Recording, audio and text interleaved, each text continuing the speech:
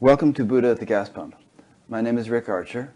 Buddha at the Gas Pump is an ongoing series of interviews with spiritually awakening people.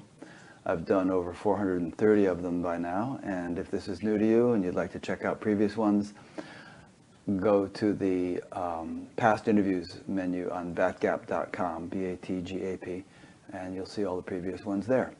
If this is not new to you, then you're probably tired of hearing me say that, but I say it every week for the sake of new people. This whole project is made possible by the support of appreciative listeners and viewers, and if you appreciate it and feel like supporting it, there's a PayPal button on every page of the site, and we really appreciate those who have been supporting it. My guest today is Paul Morgan Summers. He's over in the UK. He doesn't have an extensive bio that he's sent me, but from what I gather from what he sent, he likes drinking tea, playing football, which we call soccer, and talking about the ocean. Does that pretty well sum it up, Paul? Yeah, very. Although I have moved on to coffee recently. Oh, you're getting Americanized, I see. Yeah, it happens. And the reason that soccer, one of the reasons, aside from the fact that he really does love playing soccer, that soccer is significant here, or football, I should say, is that he was playing it once when he was, what, about 15, Paul? Yes. You were quite young.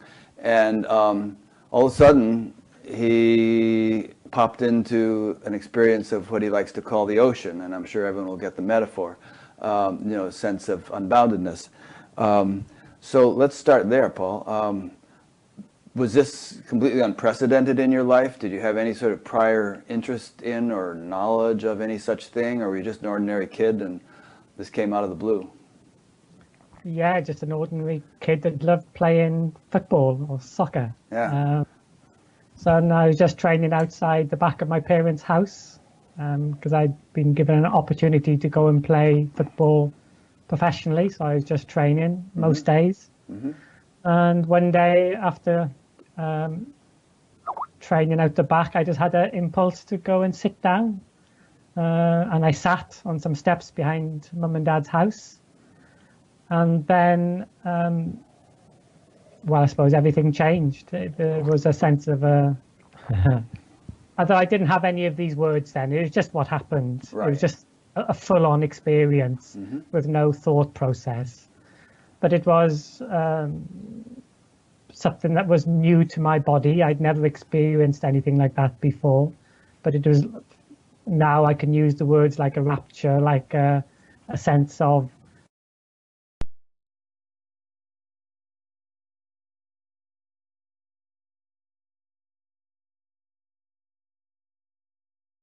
it, and it felt, physically.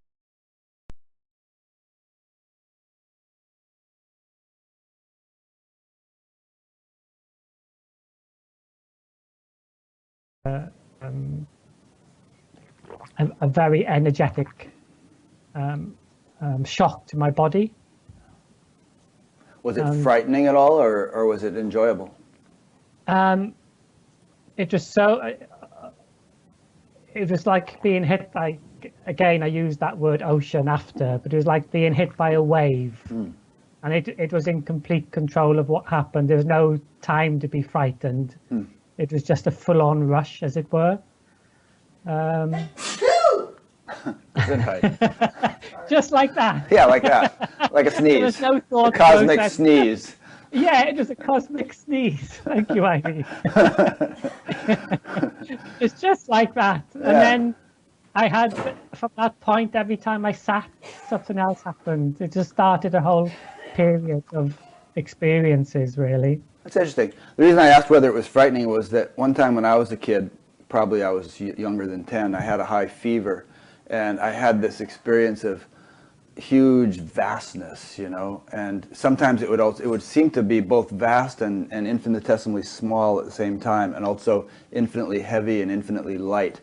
And I just kind of sat there with my fever experiencing this thing, and it was awesome, but it was a little scary too because it was so big, Yeah, there were many other experiences which had more of an element of fear to them, or an element of, basically my brain swearing to itself, thinking, can my body cope with this? It was uncertain about it. So you're saying that from the age of 15, when this first happened, it became an ongoing thing? Different phases, different experiences for about, I don't know, 16, 18 months. Just different experiences, like on a daily basis, really. Did it make it difficult to function, like go to school and things like that? Well, I wasn't that interested in school. All I wanted to be was a football player. And for chasing a little round football around a field, it wasn't that complicated. So there was such a passion into me. I just loved playing football. But over that time, that love of chasing after a football never went, and it's still with me now. Sure. Even though your knee doesn't cooperate. Yeah, the right knee. But slowly, the sense of identity was changing, who I thought I was and what I wanted to be a professional football player and to make lots of money and be famous and have girls chasing me. All that seemed to lose its meaning, really. Have this image of you chasing a ball and girls chasing you, kind of going down the field, you know? Yeah, I'd have probably been at that time at 15 more interested in the football. But yeah, it was. There were just loads of experiences which changed the whole concept of who I was. We have plenty of time, so tell us a few that you feel were significant. I mean, maybe in retrospect now you don't think they were significant; they were just sort of phenomena that happened. But people might find it interesting to hear a little bit of what you went through. I think it is. I was always reticent to speak about them because people got quite hooked into them, and there's a feeling that it was just something that was just specific to my physiology, my character. Yeah. Because the characters I've met over the years, who I say have got wet, it's quite a different story to them all, really. So I have a sense that if there's 1,000 characters that have got wet, it'll be a different story for each of them. It's true, but there are some commonalities, I mean. Yes. And sometimes people, if this kind of thing happens to them out of the blue, and they have no context for it or anything to compare it with or anyone to talk to, they think there's something wrong with them. They go running to doctors, they think they're crazy or whatever. And so it can be reassuring. In fact, just this morning I got a message on Facebook from somebody that had been having all kinds of spiritual things going on and hadn't known what to do or what it was. And then she discovered this interview show and breathed a sigh of relief to see that there's so many other people were having things like this and that it was happening all over the world. So it can help people to know, what others are going through. It's for me, it has happened quite a long time ago. So I forget. To be honest, I forget a lot of it until somebody mentioned something, and then my brain remembers it. But I can remember times of thinking that should I speak to my mum and dad? But again, I didn't have words for it. I didn't know how to frame it, how to put it into words. And I also had that. Although there was often a fear of what was going on, there was such a sense of wonderment underlying it that was stronger than the fear. Yeah. So the fear never took over strong enough to make me go and speak to mum and dad, and try to explain or put into words what I was having immense difficulty to find words for. Did you have any friends that you could speak to, or just pretty much kept it to yourself? It was just myself, and it was, there was no internet back then, or Google, whatever. Yeah. So it was, I think that sense of wonderment just carried my characters through all those experiences. Because a lot of them felt very energetic within the body, and later on I read books about this term called Kundalini and everything, which all then seemed to make sense. The sense of they're all energetic experiences visually and auditory, and some of the most beautiful were there was often just beautiful scents everywhere, going about through life. Yeah. And that was one of the most beautiful, funnily enough. The scents were extraordinary. Scents, you mean the smells, you mean? Yes, literally smells. Oh, okay. Yeah. And the sense of What kind of smells? I mean, smells like, would your normal sense of smell be more acute? Like you'd walk by some roses and they were ever so much more aromatic? Or was it more like you were picking up on things that maybe only dogs would ordinarily smell? Yeah, something that I didn't recognize. Huh. There were scents, and they were, they would flood my body. So that although they were like nasal, it seemed to flood the whole body. Interesting. And they all these things, whether they were visual or whatever, all seem to have an energetic element to them all. Yeah. And perhaps the brain processed it, some of them, visually, some more auditory, trying to make sense of an energetic movement in the body, or slowly the sense of there being an edge to this body was diminishing as well. And the sense of identity felt more extended through time and space. So it was seeing things before they happened, and things like that, and being able to move and not located to the body for a while. What's that? You mean some kind of out-of-body thing? Well, yeah, but it wasn't a sense of something moving out of another something called a body. Right. There was no. There began to become a sense of like a movement, but nothing moving. So there was no journeying, and most things I'm going to say sound very contradictory. I do apologize. No, I totally understand what you're saying, and I think most people listening will understand also. I mean, this stuff is paradoxical by nature, Yeah, the very nature of it conceptually is an utter paradox. Yeah. And yet, simultaneously, it is so simple. Yeah. That I can't find words for it, which can be frustrating sometimes, but that's the way it is. Yeah. I sometimes just feel like a drunken character. But when he gets poked, I just sing drunken songs and chat drunken words, and they're all paradoxical and contradictory. But there's such a wonderment for this character, a love in them, that I can't help it. Yeah. Well, if the rest of us are comparably intoxicated, then I think we'll all be on the same wavelength and understand what you're saying. And incidentally, this thing about the subtle sense, SCENTS, and and knowing things at a distance and all that stuff, the spiritual literature is full of that kind of thing, and it's often brushed off in contemporary non-dual circles as being irrelevant or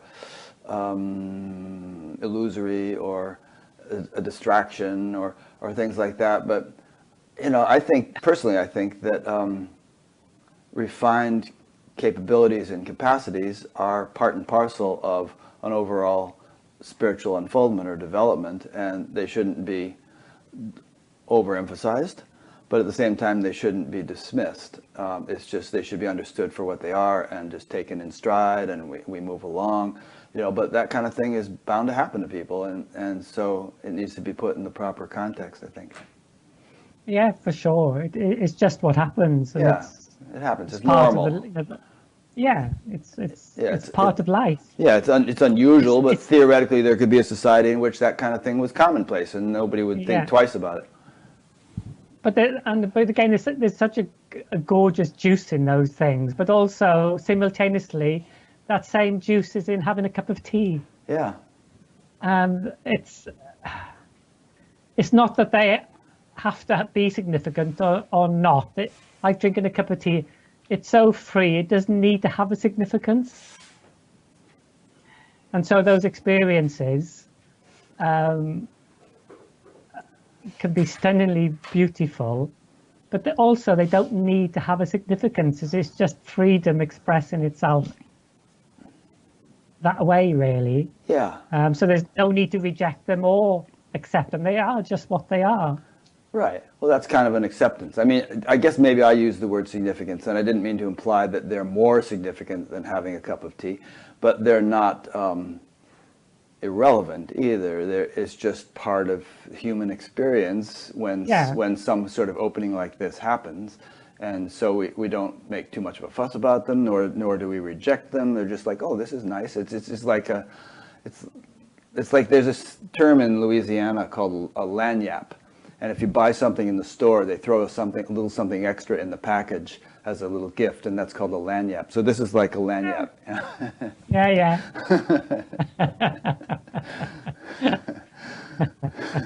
I've never heard that. Yeah. That's beautiful. Yeah, it has that sort of feel. Yeah. That surprise, that wonderment about them. It's in one way, it's just very childlike and very simple. Well, we're going to fill in a lot more in your timeline, but did that stuff stop, or does that still go on and you just take it in stride? So, some of them have carried on. Most of them, the major, like, strong energetic things all stopped when, for want of a better word, that ocean. Over that time, this character became aware that there was this energy. I called it energy at the time, which was everything. It was the football I was chasing. It was my mum walking into the room. The people I was competing against. It was the goalpost. It was everything. But there was still a sense of a Paul experiencing that ocean, that luminosity.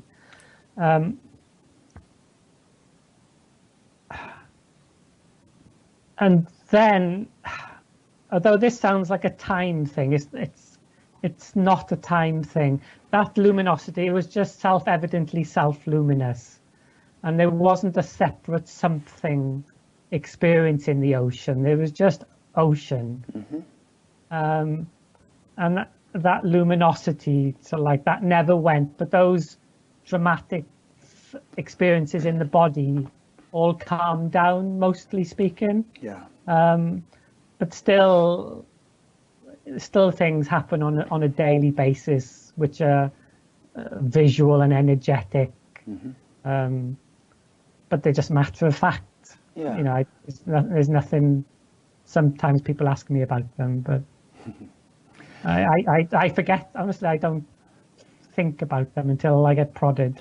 In my understanding, what happens is that, I mean, this is lived through a body. I mean, you mentioned that it's the luminosity sort of living itself, but it's living itself by virtue of there being a nervous system that can, be a conduit or an instrument for that living, and that nervous system has a lot of adjustment to undergo when a big energetic opening like this happens, and it can take years for the adjustment to pretty much complete itself. And you can go through all kinds of stuff that seems intense as it's doing so. But then when that adjustment has largely been made, the intensity and the contrast and the drama seem to really diminish, right? And it just becomes more normal and matter of fact and so on. But you're still living it through a nervous system, and that nervous system is still subject to change and adjustment and whatnot. So and it's still a sensing instrument. So you're still going to be having experiences. Do you resonate with what it is? Yeah. Yeah, and it's a constantly changing experience. Exactly, yeah. So there's constantly changing experience of something which doesn't change. Yeah, this is the part. It's constantly juicy. Right. So and it's freedom, so it can appear in whichever blinking way it wants, and that could be dramatic, or it could be quite calm. It could be quite constructive or quite destructive in certain ways. How would it be destructive? In the sense, when I've met characters over the years, it's been a little bit for their nervous system like a bit like a bomb going off, in that it's caused a lot of for at least a period of time. Especially living in the sort of lives, they're running a business in a family. Yeah. It's been problematic for their characters to assimilate and adjust. Yeah. For some characters, it seems to be a lot smoother.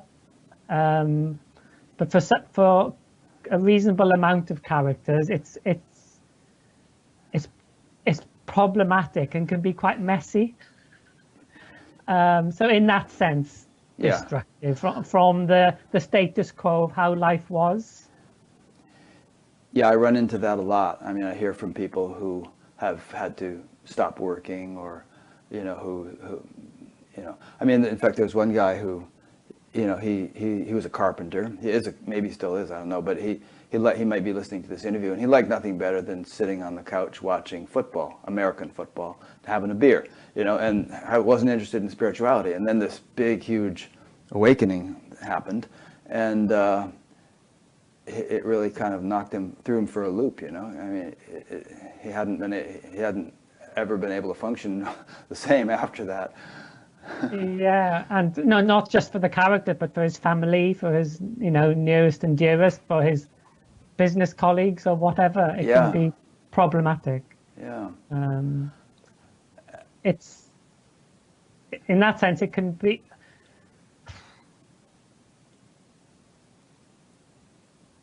Sometimes I feel like, but unless the itch is really strong in the character when they come and chat with me, it's. I tend to steer them away from it a little bit. If they have a choice, I mean, yeah. sometimes it's I like guess- it just takes over, and they couldn't steer it away if they wanted to.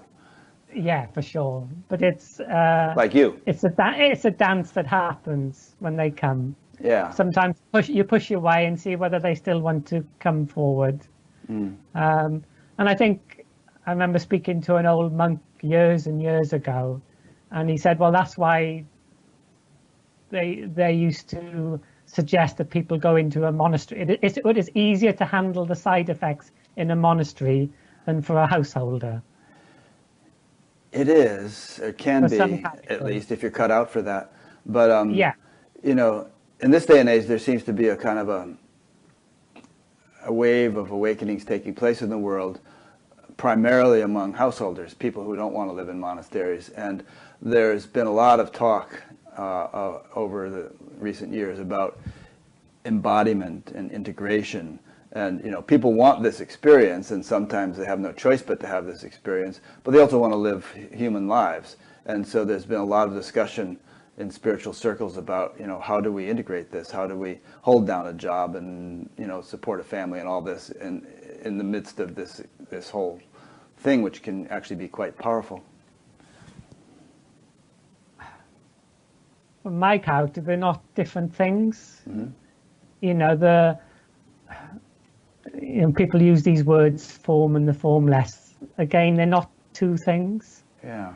It's about juice, it's about living, it's about drinking a cup of tea, it's about hugging, it's about chasing a football, it's about everything. There's nothing excluded. So for you, there was no difficulty in acclimating to this? Or was there? I mean, you actually went into a monastery for 5 years. There was, I think for my body, there was a difficulty to begin with, just physiologically. Adjustment, yeah. There was an adjustment. And then I was very lucky. I found this monastery. Yeah, tell the story of that. So you were you were a kid and you're up there and wherever you lived, and you didn't know what the heck this was, and then somebody told you there was this big bookstore in London, and you thought, I'll go down there and see if there's anything in that bookstore about this. There's and I'm still so fond. There's a bookstore called Foyles, and I was told it's the biggest bookstore in the world, and I think it was at one time. Yeah, now it's Amazon. Now Amazon, taking over the world. So I jumped on a train and went to London because I live in a very quiet, rural place back then. So there was no bookshops locally or anything. So I jumped, and by that time my character had fallen in love with this ocean, for want of better words. So I just went and just walked into Foyle's bookshops and asked, do you have any books on the ocean?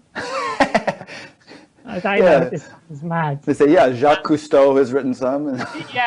So I can't remember, but I was there for a while looking through books, and then somebody said to me there was a bookshop quite local to it called Watkins Bookshop, And Watkins has been there since 1895 or something, and it's full of esoteric books and world religions books. And I went there and I picked up some books called the Upanishads, and in there I was reading, and there were some words in there that seemed to echo this ocean. And there was a sticker in the back of the book, supplied by the Vedanta Centre, and the address just outside London. So I went home and shortly went back up and visit this place, and I was taken to see the head abbot, and he just said, well, something very natural has happened to you, but it would be a good idea if you want to come and live here for a while. And I thought, great. So I left the football, and I put a little note on my kitchen table to mum and dad, and I'm just gone off to this place. Don't worry, everything's fine. Obviously, they freaked out a little bit. What were you, like 17 years old or something at that point? Yeah, late 16 or something. Yeah. Because all they knew was this football boy. Yeah. And suddenly he was going to because they weren't religious, or they were business people. So God only knows what they thought. But I jumped on the train. I went to this monastery and was there for about 5 years in total. But it was gorgeous for me because living in such a rural area, I hadn't met people from other cultures or whatever. The only foreign people I'd met were English people, because I come from Wales. And so the people from the Welsh consider the English to be foreigners, do they? Oh yeah, for sure. Okay. The English occupied our country. Yeah, that in Scotland. Yeah, And Ireland. When we play them in sport, it's serious.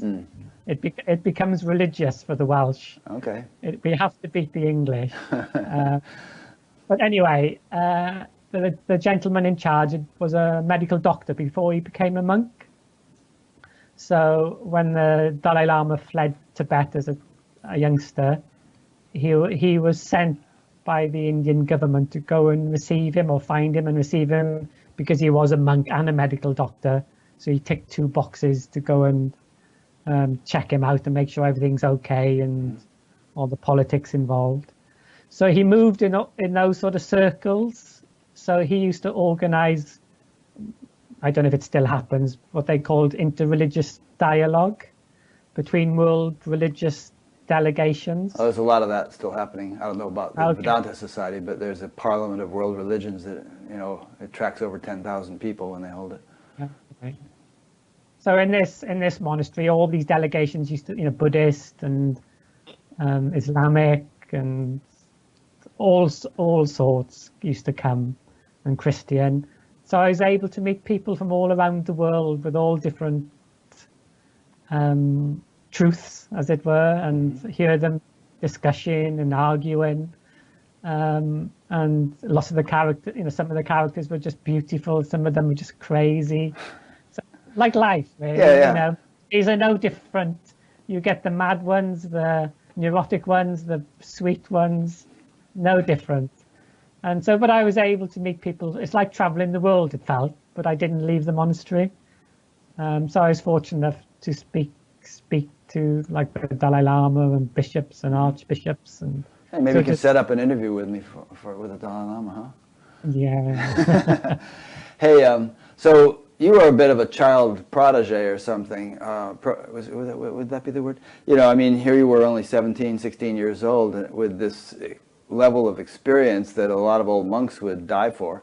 And were you very vocal about what you were experiencing and living? And did they make a fuss about you, or was there some envy, or did you kind of keep it quiet and just kind of do your thing and wash the dishes? And Yeah, when I arrived, the old monk said something very natural has happened to you. Mm-hmm. It'd be good for you to come here, but don't talk about it. Okay, good. And I didn't. Yeah. He was kind enough to let me come, so I followed his rule. Yeah. Yeah, so sometimes if I got really prodded, it would pop out. And there was an instance, I often tell this story, but there was a an interreligious meeting on mysticism. So the Vatican sent a delegation and one of them in the delegation was a hermit. And it'd been the first time he'd come out of his hermitage in about 30 years, but he was ordered by his seniors to come to this meeting between different religious traditions to talk about mysticism. And he was Italian. His English was okay, but not brilliant. But I was looking after him because there was about 6 of us lads in the monastery, and we looked after these various delegations. And I chatted to him about the ocean, but he didn't say much, and I thought it was his poor Italian.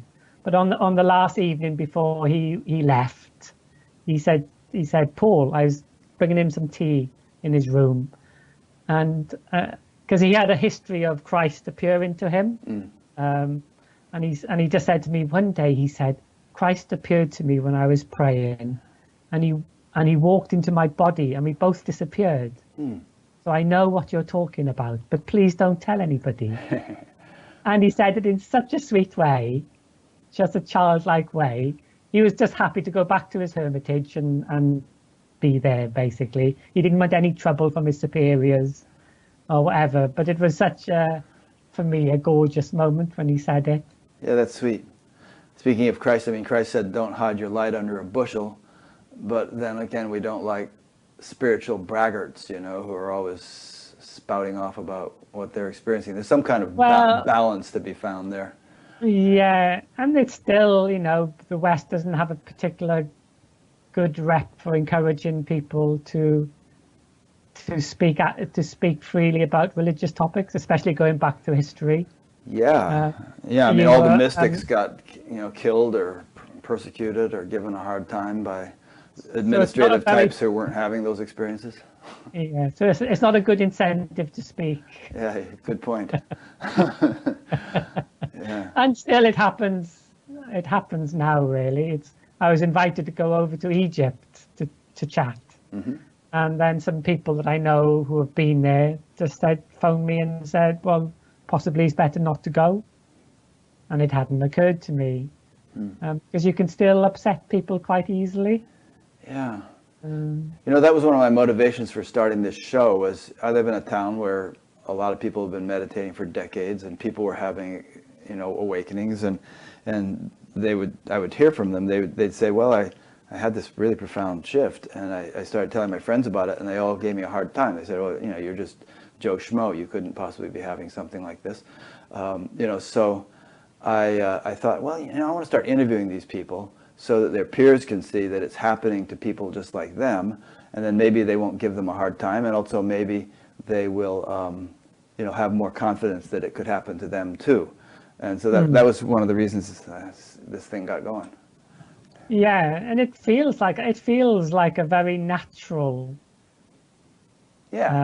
luminosity. It's not special. Right. It's something everyone should enjoy. It's very natural. Yes. Yeah. It's juice. It's the juice of time and space. Right. It's the juice of it all. I mean, if we went back to the 1800s, think about how people would react if we pulled out a cell phone or, took off in a helicopter or any of those types of things. They'd be completely freaked out. But now we all just take it for granted. And I think the same thing can happen with what you're talking about, over time. And maybe we're moving in that direction. It feels, for my character, it feels a bit like that, like the old central structures of authority, whether they're political or financial or religious or so-called spiritual, they're all being shaken, really, quite strongly at the moment. And there seems to be like a decentralization of those central authorities. And possibly the sort of thing we're chatting about has a decentralization of effect, because it removes the middle person with authority in a sense, or it makes them a lot less significant or less critical. I think you're right. I mean, there was a time, and maybe it's still true, that in the Catholic Church, priests were officially considered the intermediaries between the ordinary people and God. And I mean, there was a big fuss when Gutenberg came out with the Bible because it was getting to the point where others could read it also, and you didn't need, priests to intervene. And and so that was a big shakeup. But I think we've obviously come quite a way since then. But I think it's even getting more decentralized, as you were just saying, and more democratized. And people are gaining the confidence to recognize that the title of the show, Buddha at the Gas Pump, people in ordinary circumstances having the sort of experiences that were once considered super special and rare, Yeah, it's natural. Yeah. And, again, over, 40 years of chatting to characters, all the characters that I've met have got wet. Some of them have been, it makes it, a great little story, but for a lot of them, there was simply just almost like a waking up in the morning, but no sense of there being a separate something waking up. Mm-hmm. It was such a non-event in a sense. Yeah. I think you have to be careful when you link it to being something special. That can be problematic. Yeah. And on the other hand, just to play devil's advocate, I sometimes hear people saying they dumb it down too much sometimes. They say things like, yeah, you could be a drunkard and you can be an abusive SOB and you can be creepy and all this stuff, and yet you're awakened. I don't know. I don't like to take it that far. I think that if awakening is really genuine and you've developed the sort of awareness and sensitivity to which you have been alluding, your behavior is not going to really be out of line like that, at least in my idealistic sense of it. So I just don't like the attitude that anything goes and you can be, an enlightened axe murderer or something. It's just, there's got to be some kind of clearer definition of it, I think. I've never met any character who's an axe murderer and enlightened. Yeah. So I don't know. Actually, one of the avatars of Vishnu was an axe murderer, so there you go. He went around chopping off all the Kshatriyas' heads. It makes a sweet story. Hollywood. Yeah. Okay. Now, feel free to just always chime in if there's a pause and I'm not asking you a question. If something has been on your mind, just pop in there. I just want to pick up on your use of the word character. You frequently refers to characters that get whacked or my character and all. And when you say that, I get the implication that you're saying that, what you essentially are is not this Paul fellow that we see on screen, that's just a character, like a character in a play or a puppet or something, and that it does an injustice to the reality of that ocean to squeeze it down into the drop of an individual. So you're trying to remind people of that by using the word character. Am I right? But no, not really. Okay, well, why do you say that all the time? Well, it doesn't, I don't know why I say most things, but because the character is it. What do you mean? It's not like the character's less important. Okay. Well, why don't you? I mean, if you go to the dentist with a toothache, you don't say to the dentist, "Hey, my character has a toothache," because the dentist will probably say, "Okay, well, bring him in. I'll take a look." I mean, you would just say, Yeah. I have a toothache." I just say there's lots of pain. You could say it that way, or. Yeah, I don't know, but it's.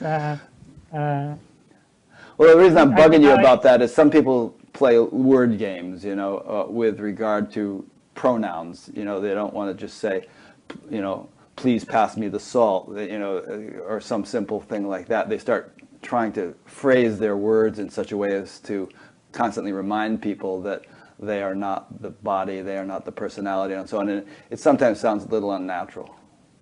No, I'm very much my character. Okay.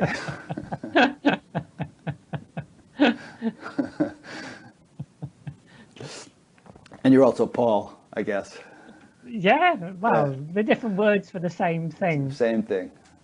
And so I'll perhaps say character or me or time and space. They're all words for the same thing. Yeah.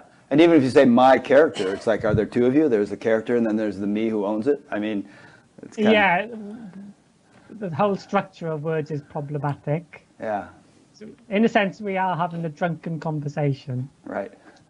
Cheers. Cheers. Because it can't.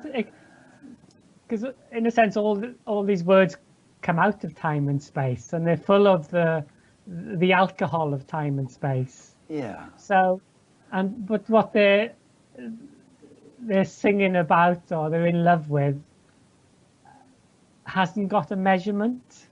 But all these words are measurements. But it's not that the measurement is right or wrong, because the measurement is it as well. Yeah. And isn't it simultaneously, so to speak? So where inherently we're like using a spade to try to dig a hole in the ocean, and it's not a very suitable instrument. If we were using words to build a house, it'd be more useful. But in this context of this drunken conversation, the spade of words we're using isn't a brilliant instrument. But it's better than just staring knowingly into each other's eyes for 2 hours. That would get a bit boring. So it's good to kind of try to do something with words.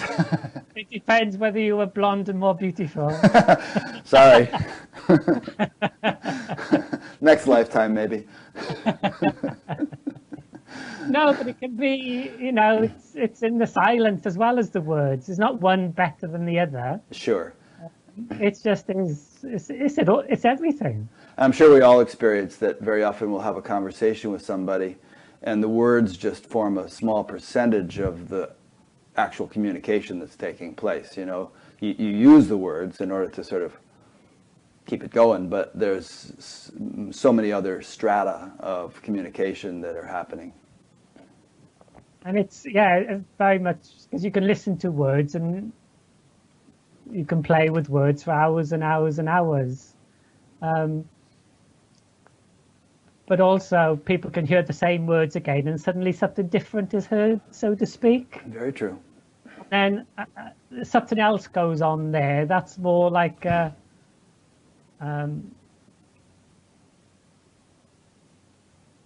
it's almost like a sense of something here in itself. And that can have a different physiological response in the body than just an intellectual process, which could be fun and it can help and create clarity in with certain ideas and whatever. But when this wetness slaps you, it tends to go below the neck. Good one. So, and the whole body gets hugged or slapped, whichever way, but whether you want to be romantic or something else happens. Or slapstick. Yeah. Yeah. No, that's nice. And very often people talk that way. They talk about levels of awakening on head, heart, and gut, and so on. The way Adyashanti talks, and that it's not just obviously not just an intellectual thing or a mind thing. It's it's on all levels and very visceral. Yeah, because in that sense, it's got nothing to do with being clever or not clever. No. It's more, in a sense, more immediate than that. It's more immediate than any movement of measuring, any movement of time and space. So any movement of a concept. In one sense, anything that can be measured or conceptualized into a sort of knowing, into a box, as it were, tends to be problematic with regard to this freedom. Yeah. That old Buddhist saying of the finger pointing at the moon, and then people are getting all hung up on the finger instead of looking at the moon. So, all these words and all this talk and so on. Yeah. It's that finger. Yeah, literally. I remember listening to all these delegations talking, and arguing and sometimes quite heated. And there's the utter simplicity of this luminosity, and yet quite naturally the brain will try to create a knowing of it, in a sense, or create a map of it. And then for me anyway, it's felt like all these delegations were arguing over their maps. Yeah. But none of the maps were it, in a sense anyway. And it was almost like arguing in completely the wrong place. They weren't even in the same room as this luminosity, as it were. Well, you know, I And it mean, could go on for days and weeks, these arguments, and months and years and thousands of years. millennia. I mean, hundreds of millions of people Yeah. have been killed over disputes over maps, which actually refer to the same territory. But, you know, the adherents of the maps are attached to their version. And, you know, they can't, and they you can't can see see it the by, own, yeah. you can see that the map is simultaneously the person's identity, and people will fight strongly over their sense of identity. Yeah. Because if their map gets threatened, as it were, their identity gets threatened, and then they can become quite feisty. It's an interesting point. I mean, the point you're making is that fundamentalism is symptomatic of an insecurity in one's identity, you know? That, and to me that insecurity lies in not having the actual experience to which one's belief refers. You know, so you can listen to the words of Jesus, for instance, and you're not experiencing what Jesus experienced or what he was alluding to, and so you feel an insecurity, and you get real fanatical about his words and your interpretation of his words versus somebody else's interpretation who perhaps also isn't having that experience, and the two of you can be at loggerheads, you know, over something which you should both be, you know, hugging each other about, you know, if you had the experience. Yeah, for sure. Like if you had, you know, I live by the beach, and so often you'd see kids playing on the beach, and complete strangers, you know, kids, and they just look at each other across the sandcastle, and often just walk up to each other and hug each other. Oh, nice. You know, for all, you know, from all cultures and whatever. That's, to me, that's in a sense the naturalness of aliveness. That's the juiciness of it. Yeah. But on top of that, as we get older, and our brains become a lot more sophisticated in building maps and building identities, and when a map becomes, we believe in our maps, and if enough people believe in their map, it becomes a reality, as it were, and then they'll fight over their map This is to the sweet. death. It's a really sweet point you're making, you know, because with all the trouble in the world and all the political and economic and national divides and conflicts and strife, and you know, currently and going back throughout history, you know, we're really all just one being, one ocean, and it's sort of absurd that apparent fragments of the ocean are at war with one another. How can the ocean be at war with itself? So obviously it's a situation of extreme delusion that all this strife exists, and if people were able to settle into what they really are, there'd be complete unity and harmony. But the possibility is that the very movement of time and space of me is a bit of a contradiction, in the sense that there can be a movement but not a mover. So in a sense, the identity is dealing with, that's why it's what you said earlier, it's always uncertain of itself, because in a way it's all based on a lie. It's based on an energetic lie, that it's separate from life, that it's separate from the other person or whatever. So in some way, the energetic movement of me tends to be inherently quite destructive to itself and to others as part and process of that movement.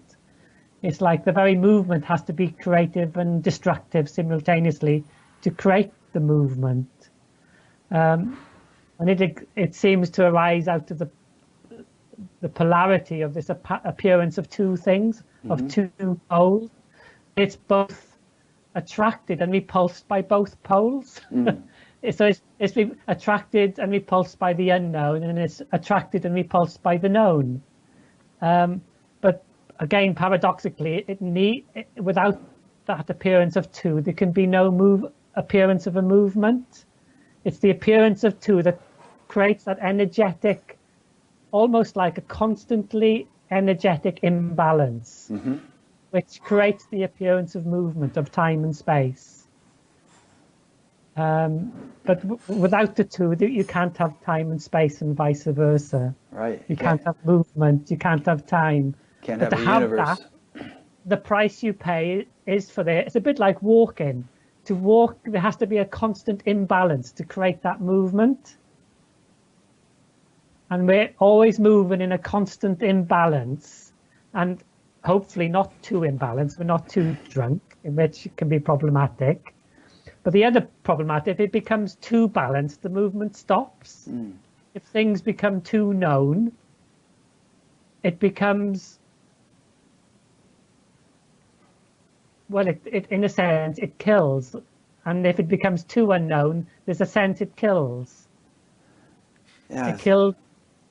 So it's the whole movement of me is a contradictory paradox, and it can only be like that.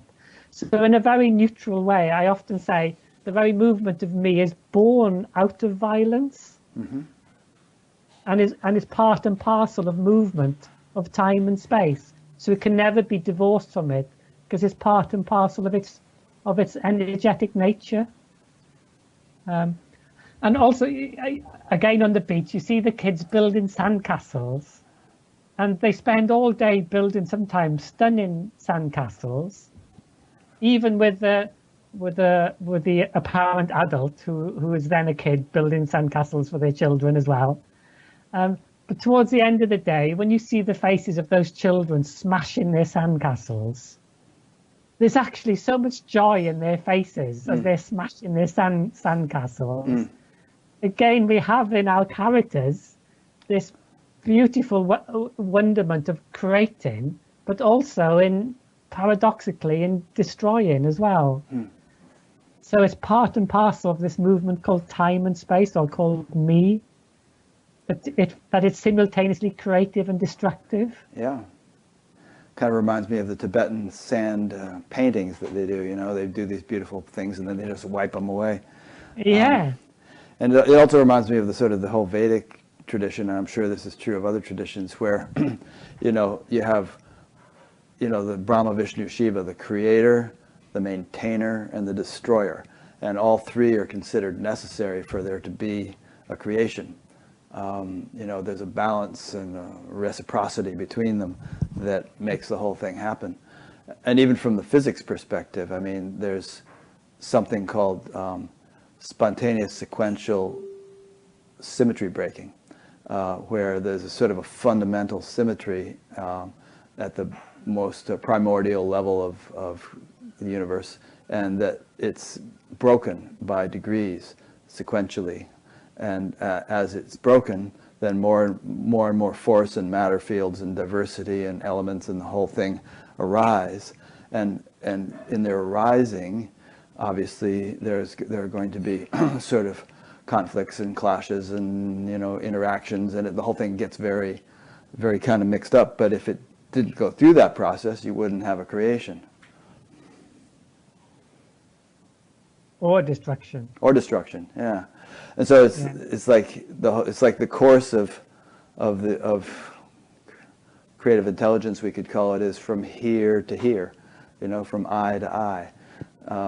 It's like, you know, that T.S. Eliot line that the end of all our seeking will be to arrive back at the place from which we started and to know it for the first time.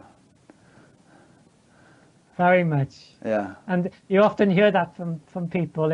They'll often say, an old monk contacted me, a Benedictine monk, a few months ago, and it's quite funny because he was swearing quite a lot on the phone, which often happens with spiritual characters. Yeah. They'll because he was saying, Paul, what I was looking for was there the first day I walked into the monastery like 40 years ago, and I went and sat to pray. What I was looking for was there when I walked in on the first day. So it's very much again, I often say it's an apparent movement, but with no mover. Yeah. So it is literally a journeyless journey. Yeah, pathless path. And if it wasn't there on the first day, then it must not have been something abiding or permanent. You know, it would be a transitory thing, and that's not what he was looking for. He was looking. No. You know, there's that verse in the Gita: "The unreal has no being; the real never ceases to be." It's everything. Yeah. It never wasn't the case, and I often hear people say this word unconditional. And literally this ocean is, because it already is the case. Yeah. There doesn't have to be a condition for it because it already is everything. Yeah. Now that is not to say that it's sufficient to just say something like that or accept someone saying something like that and say to yourself, okay, I'm done. It's all, it's all already the case, and what I'm looking for is already here. Because that may not be your experience. And if it's not your experience, then you got to go through whatever you got to go through until it becomes your experience. And you can't just necessarily do it at the snap of a finger, in my experience. No. Again, there doesn't seem to be any rules to this. But you'd have to do some sort of scientific research and analyze all these different characters, but only from the characters I've met over the years. Because in a way, this ocean doesn't have anything, because it's not in a relationship with anything. So it doesn't say do this or not do it. It's a relationship with itself. Yeah, so if the character loves to meditate, that's gorgeous. Meditate. But if I had a friend, a good friend in the monastery, and for his character, sitting to meditate was utter violence. He used to hate it. He used to suffer and suffer and suffer. Kind of depends on how you're going about it, but anyway, go on. Yeah, but he'd work all day helping people and feeding people and whatever. Oh, that's great. Yeah. And I remember one day somebody gave to the monastery a clock to put in the meditation room. And it was a lovely clock, but it went, as clocks do, it went tick-tock. Tick-tock, tick-tock. And that was the final straw for my friend. Because at that time, my character would just sit, and could just sit there for hours and days or whatever. And I came to with my friend, and his hands were around my neck. And he was shaking me like this. And he's saying, Paul, it's not fair. How can you sit there? And for him, it was murder. So for that character to tell him to go and sit, it didn't seem to be the pertinent thing to do. So it's not like one size fits all. It's very individual to the person. I totally agree, and that's why there are different paths. I mean, traditionally, there's the bhakti path, devotion. There's the service path, seva, and there's the knowledge path, jnana, and there's the action path, karma, and so on. And different people are acclimated or constituted to be more suitable to one approach or another. And it doesn't matter because they're all just flavors of the same thing anyway. Yeah, so you have to do what's right for you. Well, it's like common sense. Yeah, yeah. again, this is not about, it doesn't seem to be about being clever. It's more about natural and common sense. Yeah. But one point I heard you make in some of your talks that I might take exception to, and perhaps you didn't mean it this way, is that, you're saying it makes no difference whether you sit and meditate or hang out in a pub. And, and I would say it does make a difference. To take it to a greater extreme, you could say it makes no difference whether you, meditate regularly or do a bunch of methamphetamine every day. Yeah, well, the one is actually going to help your brain develop, neuroplasticity. The other is going to destroy your brain, and that's going to make a difference in how you experience life. So you have to be a little careful when you make statements like that, that what we do actually does matter, wouldn't you say? In a natural, practical way, for sure, big time. Yeah. Yeah. I can't remember the context and what you're referring to. It was something like that you said in a talk, and yeah. But again, the flavor of this ocean is, it's more like it's not like a but ocean. It's what more ocean? But you said this, or but he said that, or but that book said that. Yeah. It has more of a flavor of and right, and that. So in other words, it contains everything. This, and that. Sure. It contains the Holocaust, and it contains, some beautiful things, and it's like everything is contained within this great wholeness, is this ocean. Right? Is that what you're saying? Yeah. There's nothing there's nothing to exclude, as it were. But for sure, there's practical ramifications. Yeah. Like so many. Again, we were speaking earlier about the side effects sometimes when people are going through a change in which the map of their identity is being shaken, as it were. And they can often then find it difficult to engage in what they were engaged in before. And part of that process is earning money and things like that. But they have very practical consequences for not just the person, but their family and everything like that. Yeah. So the so-called spiritual thing doesn't negate earning money and being practical and putting food on the table. Again, it's very earthy and muddy and down to earth in many ways in getting on with what needs to be done, but there's no suggestion that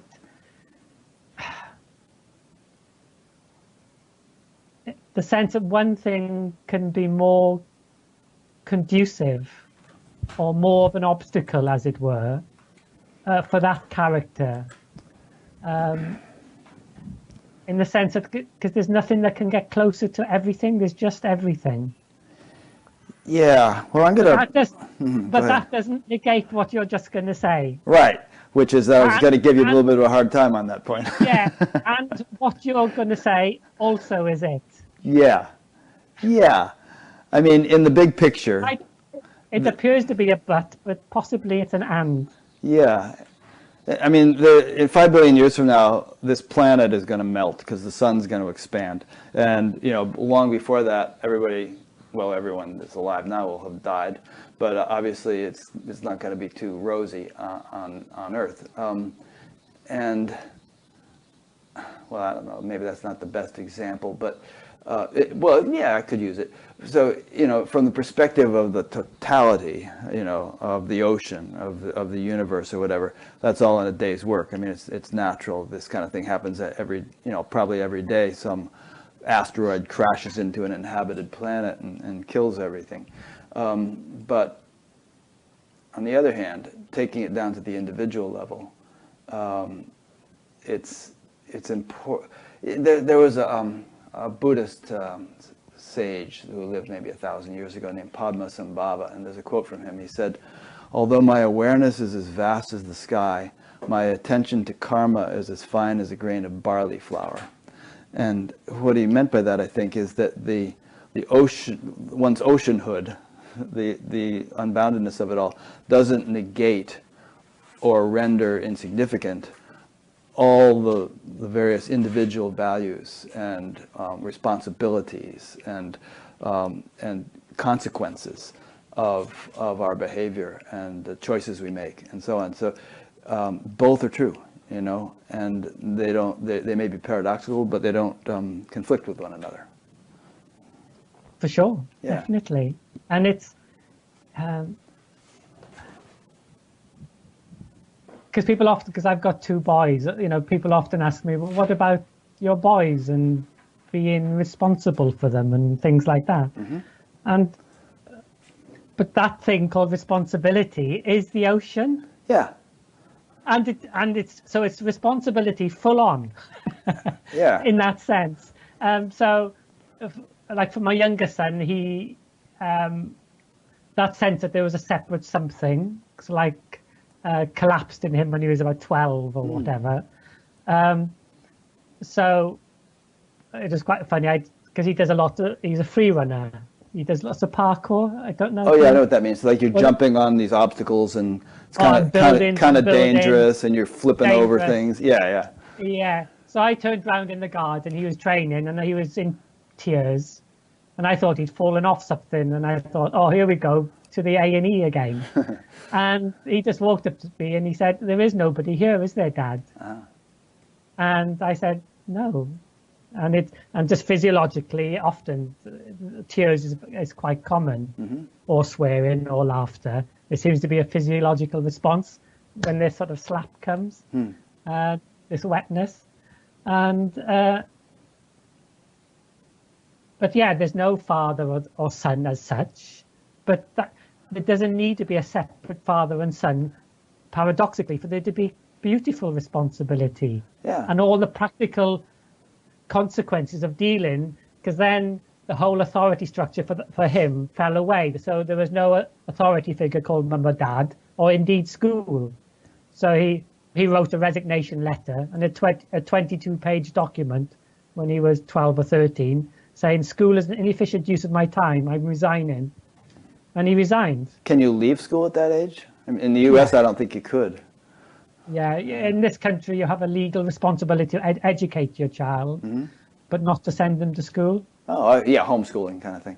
Yeah, so I took him into the headmistress and he handed his notice in and she read it and just said, oh, okay. And that was it. Yeah. It's interesting that both you and your son had an awakening in a way, I don't know, as a result of sport, but kind of while playing it or just after. Yeah. And I hadn't thought about that. Yeah, kind of runs in the genes or something. So perhaps sport is the key. It is. Everyone should go out and... But look after your knees. Yeah, exactly. And wear a helmet, maybe, if you're doing parkour. Yeah. Or American football. Yeah. Crazy. Yeah, I heard you tell your story about your son. It was fascinating. And now he's doing some kind of... He's talking about there being a new industrial revolution, and he's doing some kind of business which would take advantage of the change that he sees coming in society or something like that. Yeah, well, after that experience, his character changed dramatically. And for me, I often say he started moving in the realm of ideas in the sense that he was creating maps, creating identities, and also destroying them, like creating sandcastles on the beach very quickly. And he was has been burning through maps. So different personality phases, you mean? Yeah, you can see it's almost like life has speeded up for his character. And so he's creating realities and destroying them very quickly. Interesting. Yeah, it's fascinating watching. And so, yeah, he started his own business up. He started trading. He's doing really well. Trading like stocks or something? Well, he discovered something called the blockchain, which is like a decentralized way of exchanging anything of value with no middle person.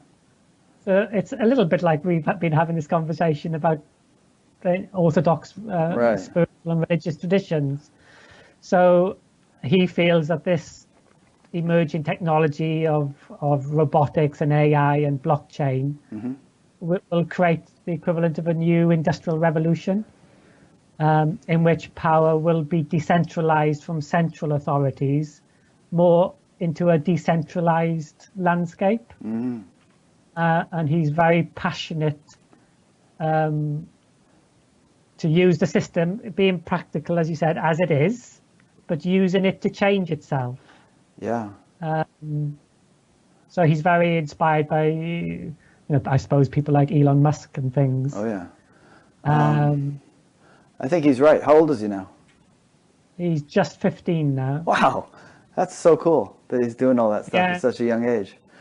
I mean, what we're doing is an example of what he was saying. I used to say freedom of the press belongs to those who own one, and now everyone owns one in the sense, you can sort of broadcast and put things out there, and it's so decentralized. So, well, yeah, it's like exactly what you're doing. Yeah, exactly. You're decentralizing information and apparent authority from how it was structured. Yeah. Into a very different sort of landscape and communication.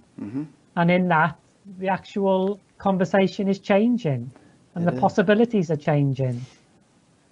Yeah, it's exciting. It's an exciting time to be alive. Let's stay alive as long as we can. Knees notwithstanding. Yeah. But yeah, he sees lots of things imminently happening. He says the future's here now, but it's not spread out, Dad. Yeah, that's brilliant. Wow. I was such a nincompoop when I was 15. It's really inspiring to hear someone that age being so wise. It was weird. He was invited by the Bank of England, which is our central bank, to a dinner meeting to give them input about the future disruption of these technologies. Amazing. And he took a photo, and he sat there with his baseball hat on, with people like, posh people, as he said. Right, all kinds of. And he came back. He said, "Dad, that was my first experience of power," because he said the way we were treated by everybody. He said he'd never experienced that before. So he said, "I've realised how power can be so intoxicating for people." And we've talked about obviously spiritual and religious things and the whole constructs that society has made, and that possibly they're not as authoritative as we presume them to be, and not as all-knowing as we presume them to be. It's all the emperor's new clothes kind of thing. Yeah. Right. But he can see, it's his first experience of why people fall in love with power and why they hold on to it. And we see that, well, I'm sure you've seen it in the spiritual circle, as in the economic circle or the political circle. Again, it's human nature. It's those kids on the beach. Yeah, there's that saying, power corrupts, and absolute power corrupts absolutely. I don't know who said that. But it definitely can be intoxicating and go to one's head. It is, and within the context of our conversation, over 40 years of chatting to people, you hear so many stories from people that have, in one way or another, have been abused by people in religious or spiritual authority. Yeah. And in a sense, I made a New Year's resolution to become more grumpy. So I'm wanting to become more grumpy with that sort of stuff. As long as you don't become abusive in the process. Yeah, I'm less patient of all that sort of when people use power to abuse other people. Yeah, that's another meme that is kind of emerging in the collective consciousness.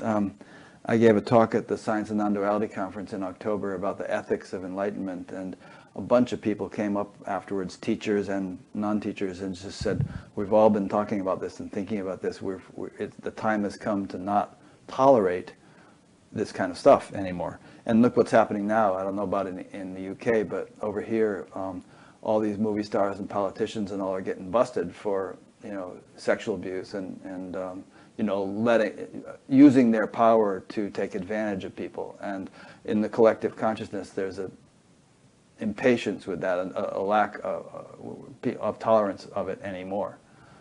So. Yes, so I think in people's characters, that when there needs to be like at least like in a sense, a street awareness when you're around people with power to be careful. And that equally goes to so-called spiritual teachers and gurus and whatever. Yeah. It's like, I often say, regard them as second-hand car salesmen until they prove otherwise. Yeah. It's possibly a good start-off point, Yeah. because power is it's so appealing to characters. It is, and it's tricky not only for the students of such people, but for the people themselves. I mean, they get hit harder than any of them if, there's that saying, pride goeth before a fall. There are so many instances of people just letting it go to their heads, and, the whole thing gets out of control, and then they end up crashing and burning. So there's this kind of a maturity, I think, that's necessary in order to assume the role of a spiritual teacher, and often people try to assume it prematurely. Again, in the old monastic traditions, they used to say, stay quiet for 20 years. Yeah. And possibly there's a common sense in that, really. Yeah. Um, Now the times are But again- such that we need people to, get out there and talk and teach. I mean, there seems to be this, again, the democratization idea, where it's not just sort of one guru with thousands of followers, but hundreds and hundreds of people with small gatherings that are helpful to those people. But the same dynamic is there, where there has to be a readiness and a maturity in order to assume that role. Otherwise, you're not going to be helping anyone, including yourself. my son was telling me he was reading a book called Steel and Fire, I think it's called. And it goes into about transcendence, or move into a different state. And they were analyzing Navy SEALs. It's written by scientists, I think. And when they're looking for a Navy SEAL, they're looking for a character that, when in extreme circumstances, doesn't become like a superhero like you see in the movies, Right. like a super individual. He actually can become one with the group. Yeah, has the group in So mind. then there's no leader. There's no leader in a group, in a Navy SEAL group. Whoever's in the best position becomes the natural leader at that moment in time. So like in a conversation, is there a teacher or is there a student? The teacher and the student, if you want to use those words, appear all over the place in a word, in a mannerism from every character in a conversation. Yeah. It's not located inside that certain character or physiology. It's in that sense that if you could say there was a teacher, or it's non-local in a sense. Yeah, people become more like catalysts in a way. They can serve to facilitate something in the group, but it's not like they're. And I know people who are really uncomfortable even just sitting on some kind of stage or anything. They'd rather get down on the floor and have everybody in a circle, and just to sort of make it more clear that there's a commonality, and not a hierarchical arrangement. Because as you said earlier, so much of communication isn't in the words. And, as we said, words are problematic anyway. Yeah. Because they're not a particularly great instrument for singing about this. But also when you build a structure and you raise somebody onto a platform, as it were, that already is communicating something in our conditioning.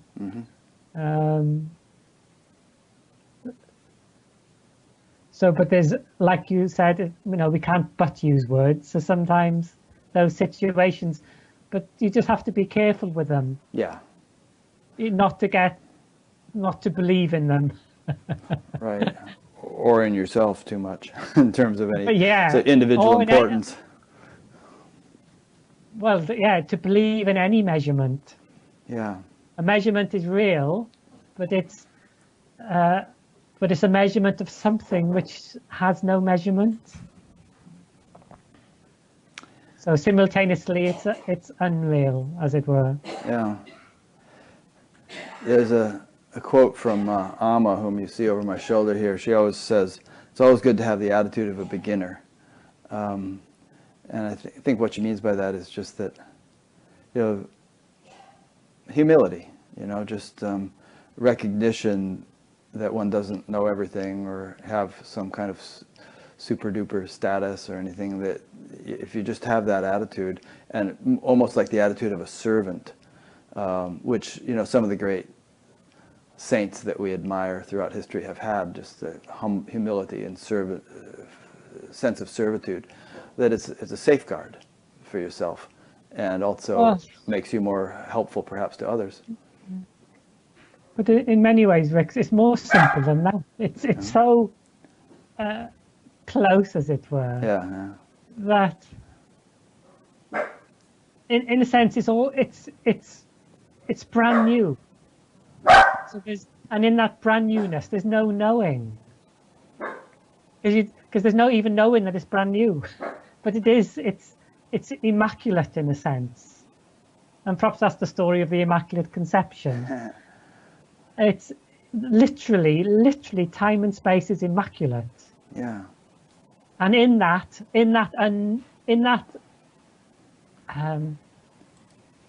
timeless seamlessness, there is no need of knowing, and yet it can appear as knowing. It can appear as a measurement.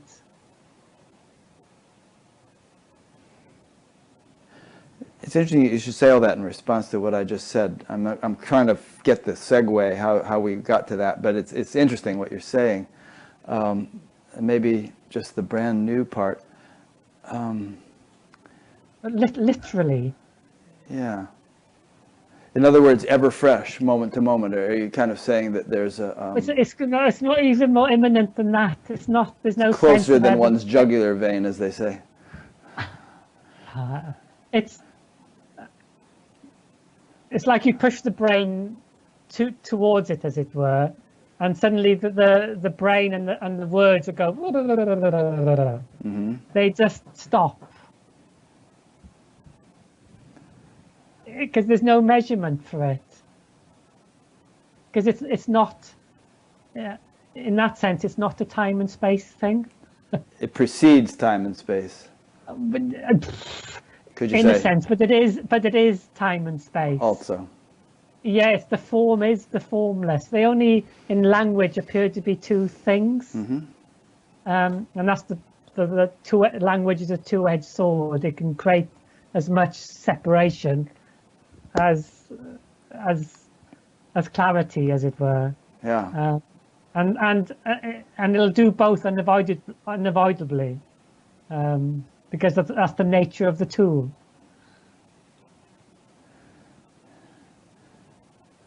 Yeah, I don't even know if, well, maybe language is to blame, but we still use it, and but I think it kind of depends on our orientation to it. That if we keep it in its proper place and recognize its limitations, then it can be a useful tool.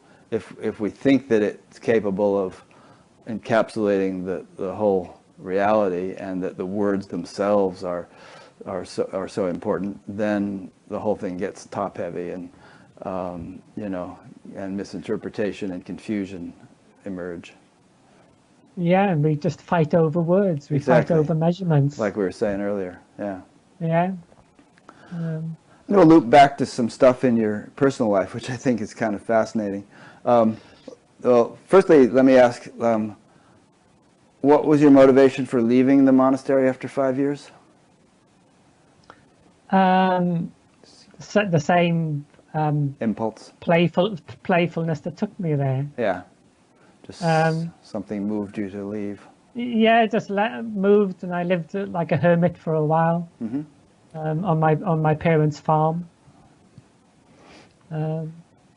Yeah. And then, so you must have been about early 20s by that time.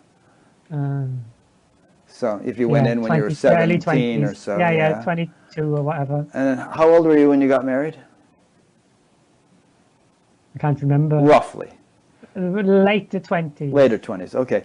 And you had this interesting story about that, where your wife's, whom you'd never met the woman, and this name popped into your head, and you thought, I'm going to marry this person. You didn't even know if such a person existed, or if she did, where she was, or anything else, but boom, I'm going to marry this person.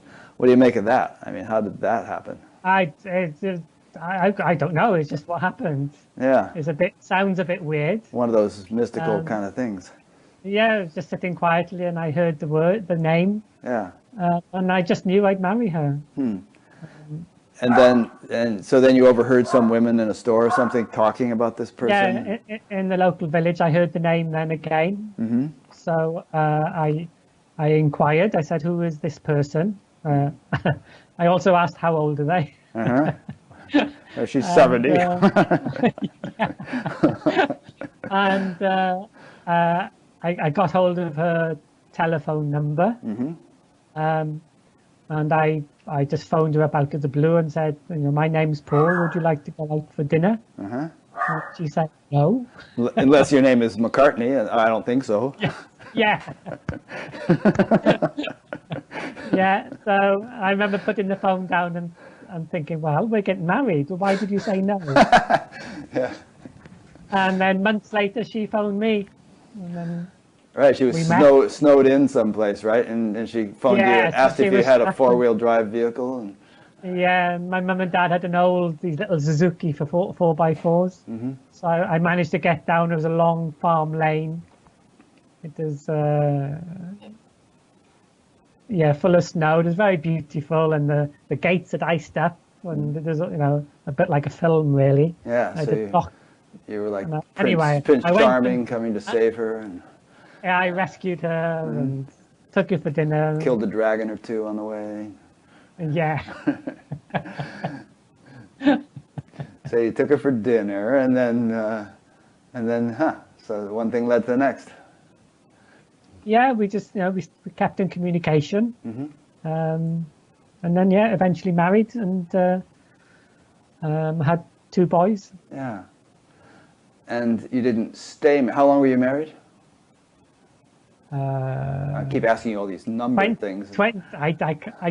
25 years. Or interesting. What did she make of your whole orientation to life? I mean, did she kind of get this ocean business? And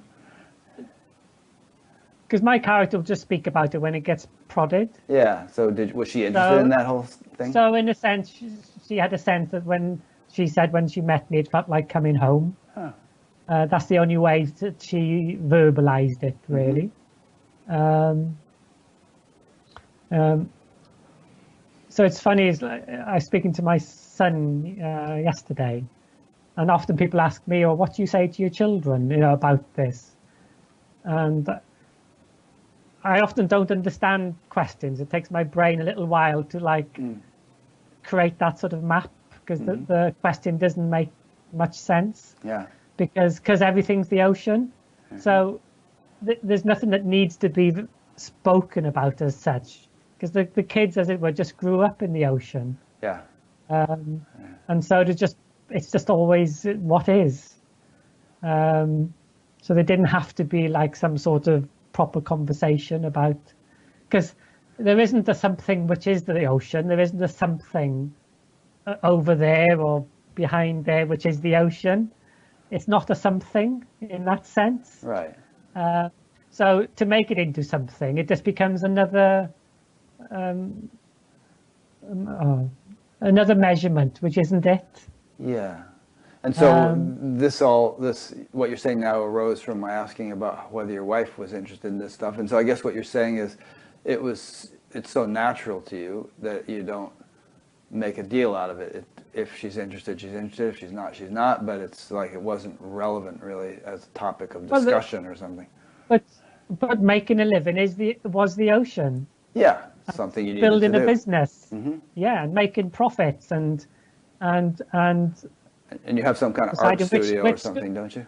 Yeah. And deciding which school for your children to go to and what books to read and what stories to tell them and things like that. Those are all currents within the ocean. Well,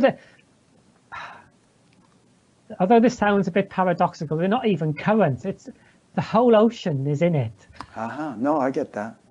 Yeah. Uh, So, because the it's a whole current sounds ocean. isolated, but what you're saying is that the whole ocean is in every drop of. Is it?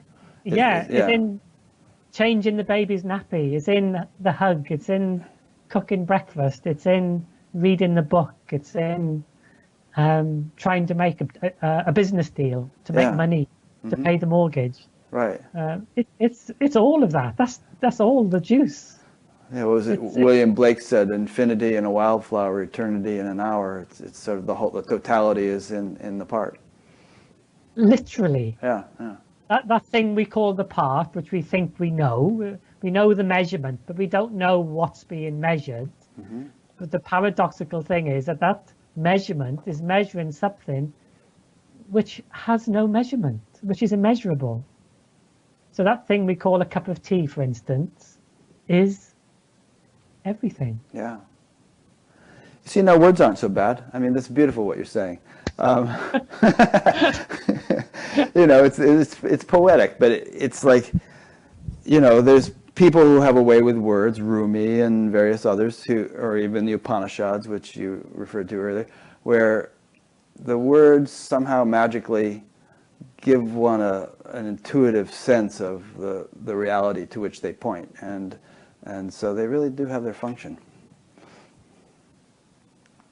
It's a bit like that. It's a bit like a love affair. Yeah. In the sense, when you're speaking about your lover, something comes through the words that isn't simply the words. Yes, yes. A feeling is conveyed, or you talked about smells earlier. There's an aroma that is stimulated by the words. Yeah. Yeah. So this conversation is literally Smells everything. good. Yeah.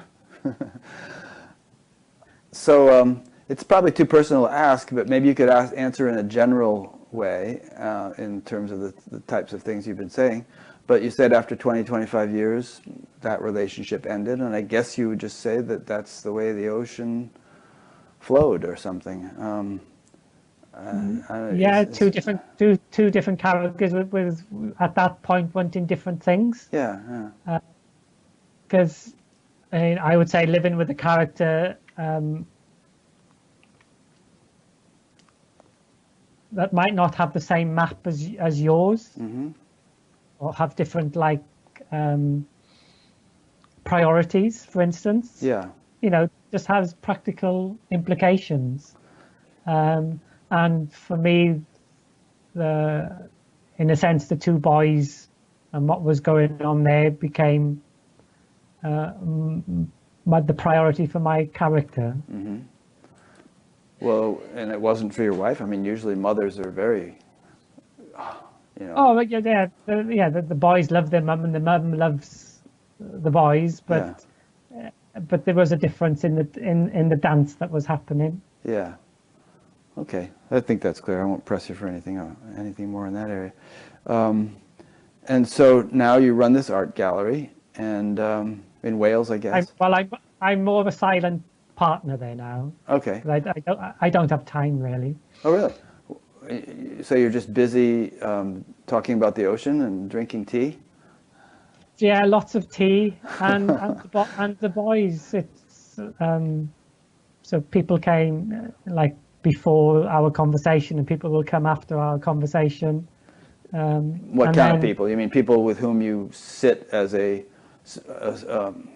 mentor? Or I know. We just drink tea and chat. Buddies with your boys, that kind of people. No, we just drink tea and chat about the ocean and whatever else. So you have a little open house, and people come around and sit and chat, and that keeps you pretty busy. Yes, although I don't like the house being too open. Yeah, I know what you mean. I suppose every now and then you rent a hall. Yeah, and there's so much going on in the boys' lives at the moment. Sure. Especially Angelo, my youngest. Yeah, it sounds exciting what he's doing. I have my resources and my energies needed there as well. Yeah. The kid could support you in your old age, it sounds like, the rate he's going. That's the plan, huh? And do you do, I mean, people are, right now, let's see, there's about 130 people watching this, and they're probably all over the world. And after we've done this, people may want to get in touch with you. Do any Skype conversations with people and stuff like that from here? Yeah, I always didn't like it, but the last year or so I've started because there's so many people from. I always used to love traveling about, having cups of tea and meeting people. And coffee. Yeah, and a coffee now. Yeah, Right. cappuccinos. But now it's impossible because people are from different countries and They're all whatever. over, yeah. So Skype is becoming much more for me the easiest way of doing it. Sure. I mean, sometimes people ask me why I don't travel to see the people. So if I did that, it would be like England today and Tennessee last week and California the week before. I'd be on the road constantly. Skype is much easier. Yeah. So the last 2 years I've experienced that basically, and I can't do that anymore. Yeah. So do you charge a certain amount for your time when you do Skype conversations? no, I don't charge, but sometimes people give money. Sometimes. Yeah. Sometimes you may need to, or else you're going to have to turn people away because it's going to get so busy, Well, for 40 years I've just chatted to people. Oh, well, that's nice. My boys tell me off sometimes. For spending so much time chatting with people? Yeah. That's probably why you and your wife aren't together anymore. It's like, would you get off the phone?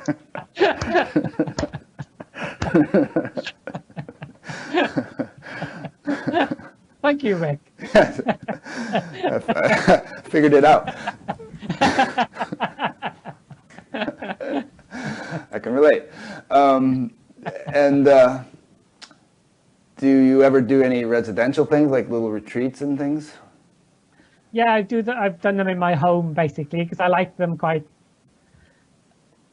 Like what you outlined previously about, sitting in front of an audience. I've always been reticent of that. Yeah. I just felt like meeting people across a table or having a cup of tea. Yeah, I like to keep it informal. So, but it happens. It does happen more again because I can't. In one way, practically, it's easier to meet a lot of people in one go nowadays Sure. than individually. You know what a lot of people do, Paul, is they use this thing called Zoom. Have you ever used Zoom? And it enables you to have these sort of little webinars with 20 people or whatever at a time, and it's better than Skype for that kind of thing, for multiple people. It's participatory, Yeah, this last year is the first time people have contacted me and organised Zooms. Yeah. And you see lots of different faces. Right. I find it a bit weird, to be honest. Yeah. But it's sort of a handy tool. Yeah, but so that's beginning to happen as well. Okay, good. And in your experience with all these chats and cups of tea and so on, have you noticed that there's a sort of a contagion? I mean, when you're talking to people, does it enliven something in them? Have people that you've been interacting with for some time had awakenings? Has it stimulated that in them? I mean, what are people getting out of all these chats and all this tea? Well, lots of people come because they've had, for want of a better word, awakenings. And lots of times, it is being or has been problematic. Right. So you help them kind of come to terms with it. So some of the conversation can revolve around that. Yeah, that's good. But it's just a drunken conversation about love, really. Sure. And all the practical things that go around that. But that's a real valuable service. I think there's definitely a need for sort of post-awakening, a little bit of post-awakening hand-holding, and helping people to get comfortable with what's happening to them. Well, it's different for different characters, but for some characters it can, as you said, can be very unsettling. Yeah. And also there can be often quite a bit of fear because it's very common that in the experience is almost like a sense that they were going to die or whatever. Yeah, something is going to die. Yeah, sure. Something that never was. Right. But that's the paradox. I remember listening to this old monk, and somebody in the garden was telling him about this experience, and in the experiences they were going to commit suicide, but this was in a dream, and he was digging up grew vegetables and things, and he turned round to the man and said, "Did you succeed?" And the man said, "No," and he looked at him and said, "Oh, pity," and carried on gardening again. Succeed in committing suicide? Yeah. Were they saying that literally, or more like a... No, in the dream, in the sense he was going to die. Right. So the old monk, in the context of our conversation, said, "Oh, you should have jumped." Yeah. And it would have been the end of something that never was. Right. And just to cover our bases here, we're not implying any kind of literal suicide. We're talking about the death of the ego or the false sense of self. We're talking about the juice of aliveness. Right. Yeah. Which can't be measured. Which in that sense was never born, which never began. So the whole concept of death or the end of a something just collapses. The whole of what we're talking about really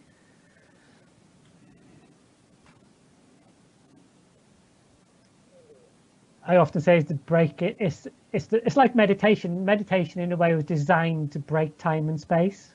It's designed to break something which isn't what it appears to be. It's designed to break an energetic lie that there is one thing separate from another thing. Yeah.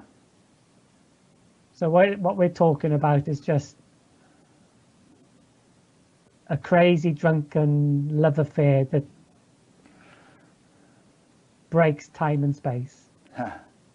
It's funny you use the word drunken, because I interviewed a Sufi gentleman last week, and Rumi and Kabir and those guys often use that drunkenness as a metaphor for this sort of divine intoxication. For sure, I have a funny thing, which is a bit weird if some people don't know me. When I go to sleep, from those experiences as a teenager, something always happens, and then there's just no body. Basically, there's no sense of an edge to the body. The body can't be found, and there's a lot of energetic stuff that goes on. And then in the night, the body will wake up and it'll dance. Now, wait a minute. So let me make sure what you're talking about here. So are you talking about some subtle thing, or are you saying that if somebody were sitting in the room, they would see Paul get out of bed and start dancing around? Oh, yeah, I'd be up out of bed dancing. This actually happens every night? No, the experience. No wonder your wife left you. Energetic experience. It's not very good on a first date. If it happens. So like 2-3 in the morning, you'll be up dancing around the bedroom. And it's literally like a drunkenness. Huh. It just it's like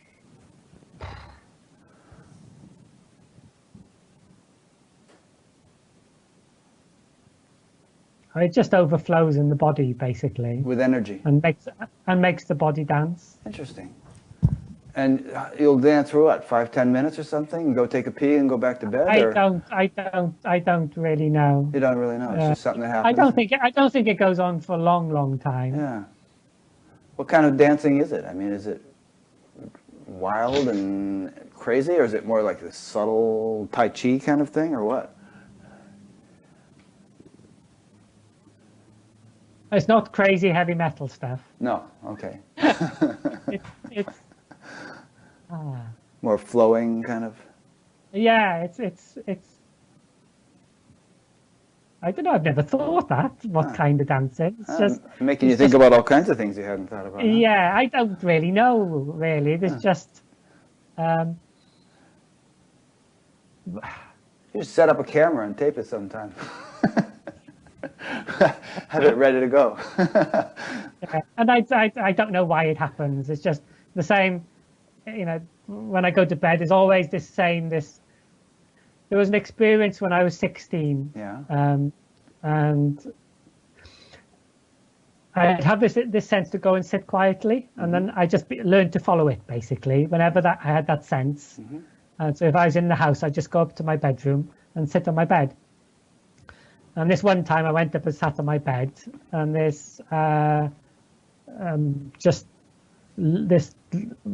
was a violet, what I called a cloud, came into the room and went above the body. And then I knew I had to lie down. I don't know how I knew. I just lay down, and it just rained down onto the body. And it was very energetically strong. And then it was the first time that I had experienced that the edge of the body wasn't the edge that I thought it was, that the edge was also edgeless. And then there was no sense of a separate body as a separate to the wall over there, or to the carpet, or to the bed. And that happens every night since, basically. Does it happen with the violet thing every night, or? Yeah. Oh, really? Yeah. That's so interesting. So I don't know what. I don't know. Yeah. It's just what the physiology does.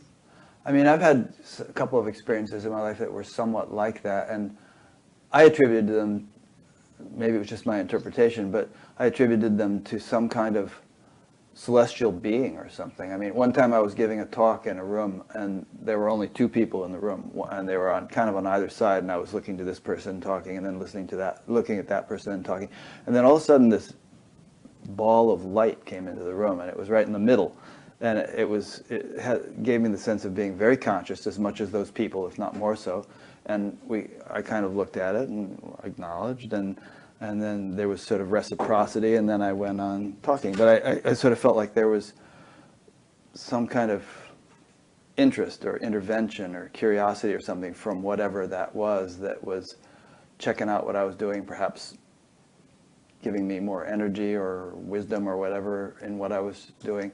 And when you told that story just now, I got that feeling like maybe, I mean, I have friends who routinely see sort of subtle beings like guardian angels or something around people, tending to them in ways which my friend doesn't even understand, but they're there.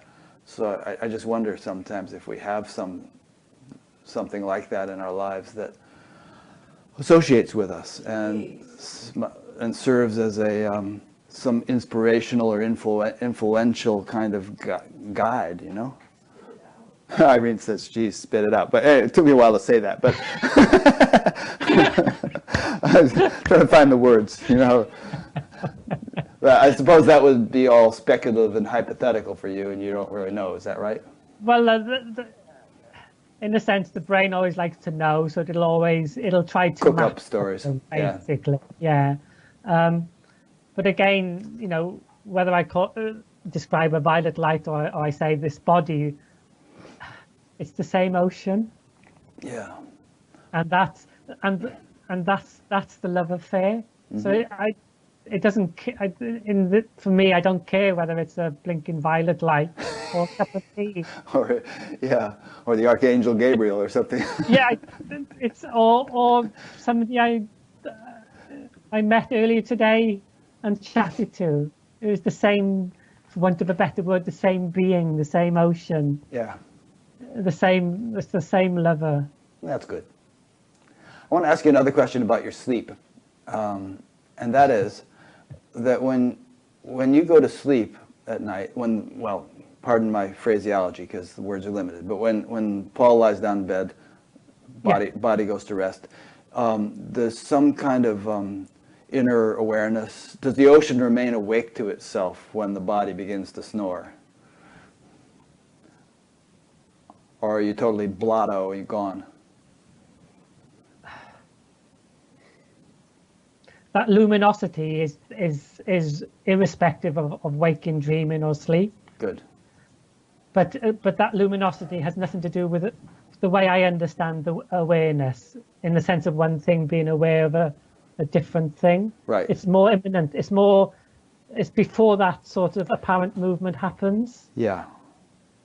And yet is that movement of time and space simultaneously. Literally, the form and the formless are not two things. Mm-hmm. Would it be accurate to say that when your body goes to sleep, the senses are shut down, because that's what sleep is, and so therefore there's not going to be, an active experience of a thing of any sort through any sensory apparatus, but that luminosity, without experiencing things, continues on as it always does? Yeah, but in the sense that there's no sense of anything continuing. Because there to be a sense, you'd have to be sort of functioning mentally, like, cognizant of it, which would be an activity. And you're saying that everything has really resolved back into its primordial.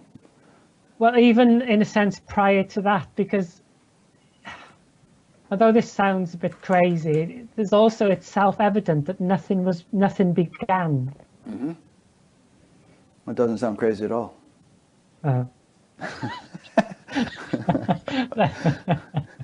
Yeah. But literally, Rick, literally, Mm-hmm.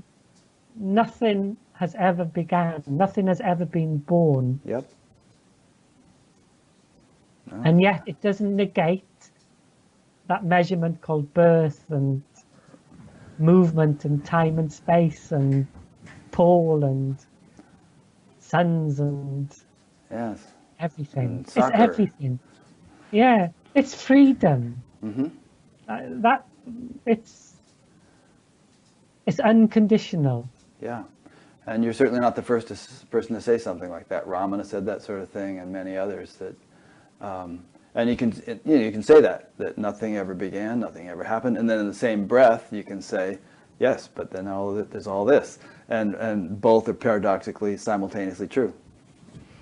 Yeah, and it's infinite. Yeah. There's no edges to it. Mm. There's no measurements. And then we just get back. I think the Indians have an analogy about it. Is it a salt doll going to test how deep the ocean is? Yeah, I've heard that one. Right. Yeah, when it walks into the ocean, it dissolves. Just dissolves, right. So the brain is a bit like that. You push it, as it were. This is all a bit of a story now, but you push it towards the ocean, and it just dissolves. And then suddenly there's and this begins to happen. And then there's just what can't be measured. Yeah. Which paradoxically is simultaneously all measurements. Mm-hmm. The whole of time and space. Yeah.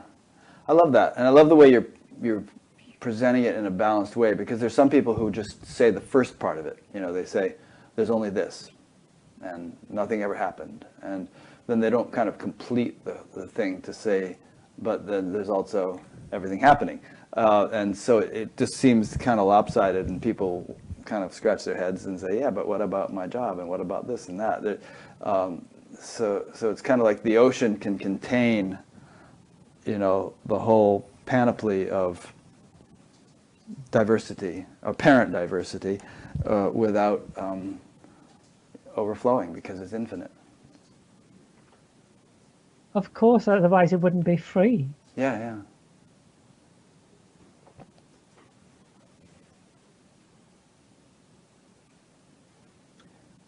Do you ever feel any restriction or constriction or lack of freedom, or even momentarily, or does nothing disrupt that?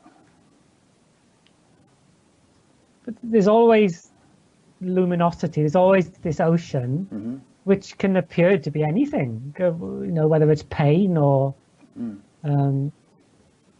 I need to pay the bills, or it can appear as anything.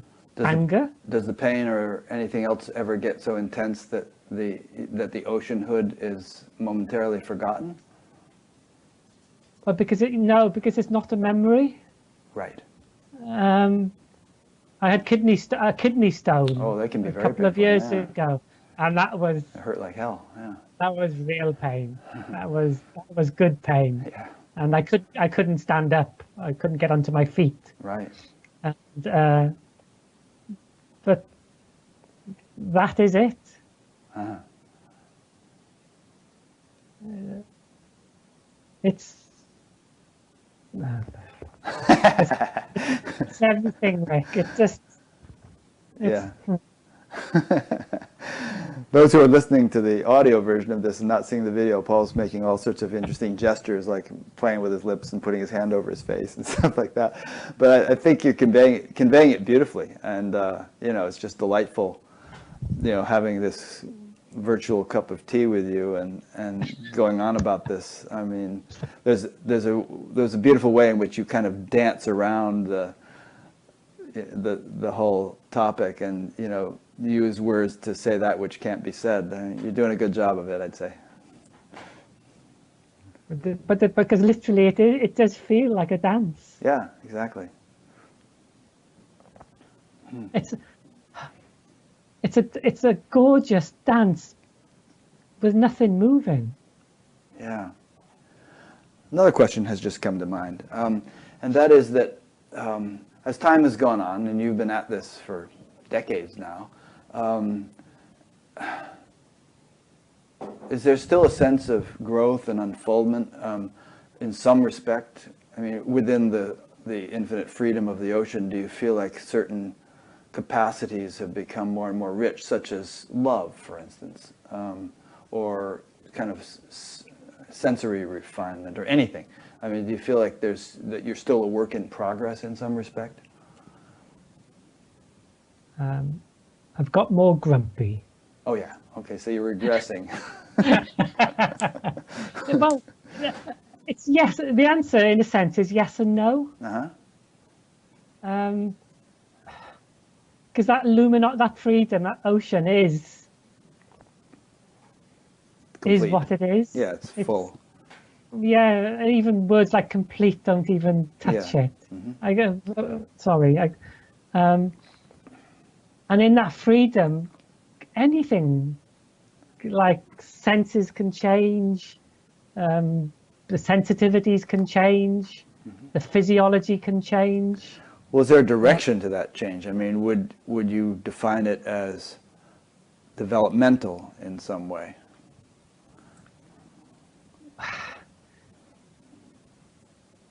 Again, the answer is yes and no. I do apologize. No, that's okay. I understand. But in a sense, you can create a map in your brain, and it can appear to be that there's something developing, and it is. It's true, and untrue simultaneously. That sort of measurement. Yeah. What we're talking about is an utter paradox. It's an utter conceptual paradox. Yeah, but when you talk about paradox, you can say, that, I mean, you can, if you're doing side B of the paradox, you can say, yes, and the B side, there is sort of change, and the development seems to have a direction or trajectory, or, things are getting better in this or that respect or something, whereas side A of the paradox, it's all just perfect and nothing ever changes, and nothing ever happened, and so on. So, I mean, you can say that. So in that sense, in that sense, in freedom, there's nothing excluded. Right. So in that sense, it's and. Yeah. And what? everything. The dance can appear as in any way it wants to. Right. And it can be a quiet, or it could be a more sophisticated dance, or a more simple dance. But the juice of the dance is also the same. in however it expresses itself. So it's different and not different simultaneously. Yeah. It's this sense of the form and the formless are not two things. That movement and non-movement are not two things. Change and unchange are not two things. They're just measurements, apparent measurements of something which can't be measured. Mm-hmm. You're a walking, talking Zen koan. And tea drinking Zen koan. Coffee now, Coffee, yes. Tea and... I've become more sophisticated, I've been told. Yeah. Well, great. Well, this has been delightful. I don't know if we're going to cover any fresh ground, or even if we have, because it's all the same ground, by continuing. It is and it isn't. Yes, you're right. But it's lovely spending a couple hours with you, just carrying on like this. It's been a delightful experience. Okay, thank you, Rick. Yeah. Thank you, Irene. Oh, Irene, Paul says thank you. You're welcome, Paul. She says, you're welcome, Paul. No, she didn't. She just said, you're welcome, Paul. So I just want to make a couple of wrap-up points. Okay. So you don't really have a functioning website at this point, I've noticed. You gave me a link to one, but it doesn't work. So maybe you'll get that fixed. But you do have a Facebook page, and I'll be linking to that. And you haven't written any books, I don't believe. But I guess people can contact you through your Facebook page if they want to have a Skype chat or something like that, right? Yeah, or through the email that you used. Do you want me to put your email on your website page? Yeah. Okay. I tend not to be very good with social media. Okay. I do tend to check the emails. Alrighty, so I'll put your email address on your Batgap page. Yes. And people can get in touch that way if they like. And I'm not always the quickest in replying. Right. Okay. Yeah, we noticed that, but we did get a hold of you.